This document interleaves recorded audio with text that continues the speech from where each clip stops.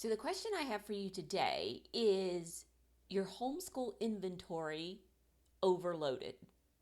Hi everyone, I'm Pam Barnhill, and I have helped thousands of homeschoolers create doable systems, beat burnout, and bring more joy to their homeschool day. Welcome back to my channel. Okay, so it's summer, right? And I am in the process of doing some extra cleaning and doing some extra decluttering and kind of getting my house in order in a way that I really don't have the time to do during the school year. And so as part of that, I have been enjoying watching Dawn, the Minimal Mom, here on YouTube.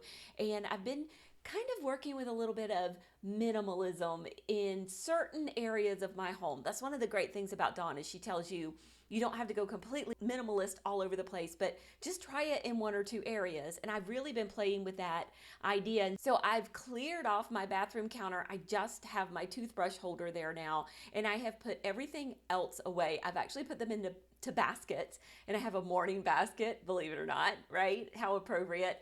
And an evening basket that I keep in my little closet in my bathroom and then pull them out. And it's really been great because by putting these things in the basket, they all get done. So my habits of like using my face cleanser and flossing my teeth every single day, they've gotten so much stronger just by putting them all in the basket. It's amazing how these baskets work wonders, right?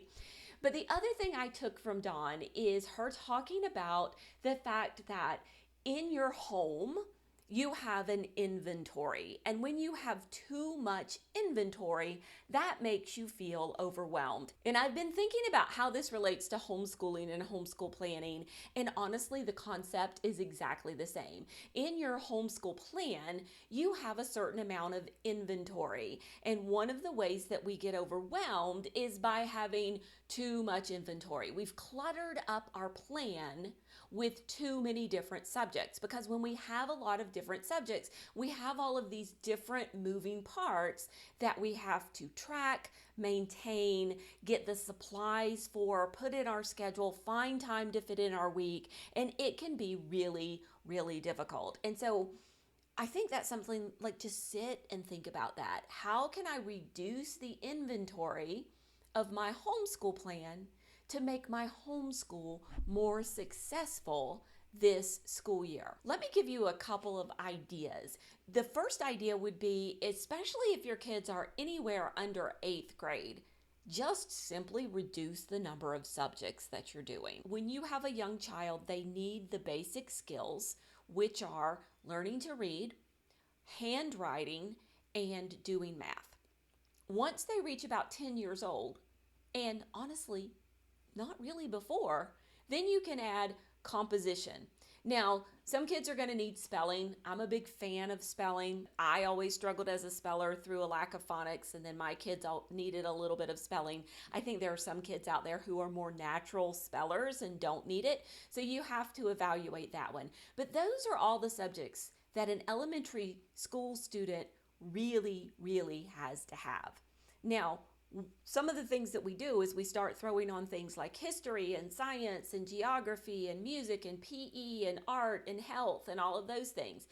We do that because the school down the street does that, or we do that because the curriculum providers tell us we need those things. And sometimes we do it because we feel like the state is telling us we need those things. I would contend that the idea that gives us less inventory and more peace would be to bring all of those younger kids together, to read some really good books and have some fun learning outside of those skill-based subjects that I mentioned earlier, but don't worry about fitting everything in the little box of history and science and geography. Don't worry about buying a set formal year-long curriculum for those things. Instead, just lean into following some interest in learning about those things and playing with those different topics and ideas. So one of the ways that you could do this is by setting your year up into terms, maybe like every month is a term, or every 6 weeks is a term, or every 12 weeks is a term, and then choosing a topic that you're going to lean into and have fun studying for that term.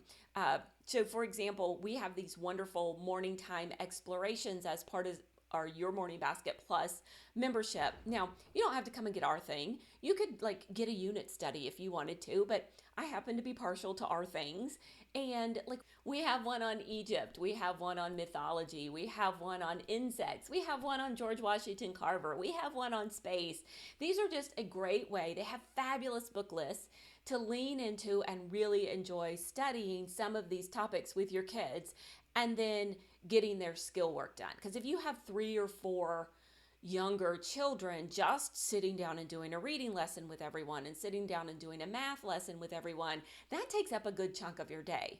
So by gathering everyone together and doing one of these other topics, and then you hit so many different subjects while you're studying the topic, that reduces your inventory and just makes your day and your life so much easier. And honestly, think about it.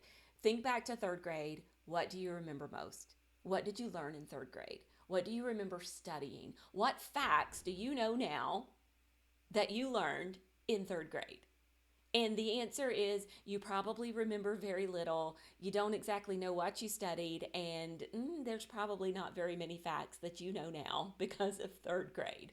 So, and that's just, it's going to be the same way with our kids. So we're just instilling this love of learning and different things like that. So reducing the inventory of our school day, focusing on those core subjects that matter most with those young kids, those skill subjects, building those skills to mastery, and then letting some of the other stuff go, some of those content area subjects go, reducing the inventory of our school schedule. And that just makes it so much more enjoyable, so much more doable, so much more peaceful for everyone in your homeschool.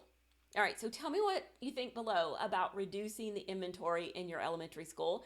And I actually do have tips for reducing the inventory in your high school. So if you would be interested in hearing those, let me know about that too. How can we streamline high school and keep from being overwhelmed by it as well? So I will be back again next week with another video. And you guys have a great week.